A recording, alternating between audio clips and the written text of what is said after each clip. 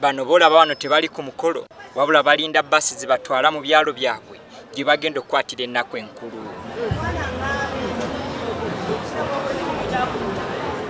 Mu buli paaka ya baasi gy'otuukamu embeera teyawukana na ndala, anti abasaabaze basangayo mu bungi nga bakonkomadde n'ebintu byabwe. Olw'okulinda akabanga akawera, abalala basazeewo okwebaka kubanga abasinga obungi baakedde bukezi okujja wano.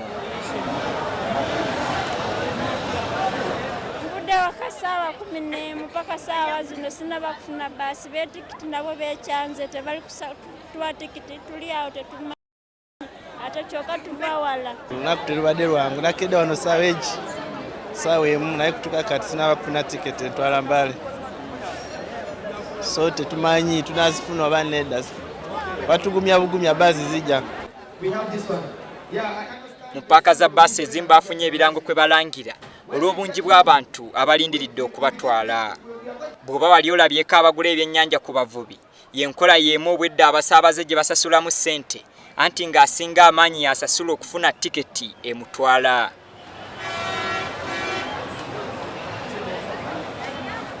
Kino kiwaliriza abavuzi ba Costa okujja okwetwalira ku bantu abakonkomalidde wano, nga kino kijje bannannyini baasi mu mbeera nga bagamba nti bayingiridde omulimu gwabwe.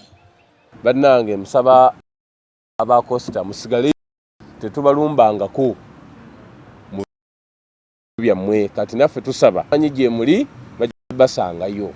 Wabula ekyenjawulo ekiri ku bavuzi ba Costa, baasi betwalira omutwalo gumu n'ekitundu, bo batwalirawo emitwalo 3 nga bagamba nti kyekiseera nabo okukola ku nsimbi.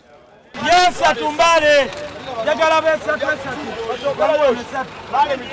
Mbale mitwalo 3.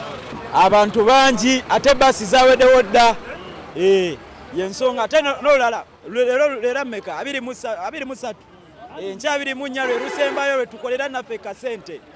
Wabula bo bannannyini baasi bategeezezza nti olw'obungi bw'abantu okweyongera abagenda mu byalo kye kibaleeteddwa okwongeza ku ssente kubanga baasi zikomawo nkalu so nga ate balina okufuna amafuta agakomawo okunona abalala. Twagala kuyoola ssente, si bwe kiri. Ensonga enkulu abasaabaze bava CDM bava mu Kampala okuvaayo baasi zikomawo njereere. Ebyokwerinda mu baasi paaka ezimu babisudde mu gguluka olw'obungi bw'abantu abayingira, kyokka nga abasinga balina emigugu gyabwe okuggyako mu Kisenyi baasi paaka yokka gye tusanze bakebera buli ayingira. Kyokka bannannyini baasi bategeezezza ng'ebyokwerinda bwe biri gguluggulu naddala mu makubo, nga bano basabidde bakondakita ba baasi okubeera obulindaala naddala ku migugu gy'abantu abakozesa baasi zino. So mulina okwegendereza ennyo tulwane tulabe nti obukuumi tusooka kubwekolerako nga poliisi tenajja. Era bano bagamba nti bakolanga bwe basobola okutangira obubenje bw'omu makubo, naye bo bannaabwe bakozesa nabo oluguudo tebeefiirayo.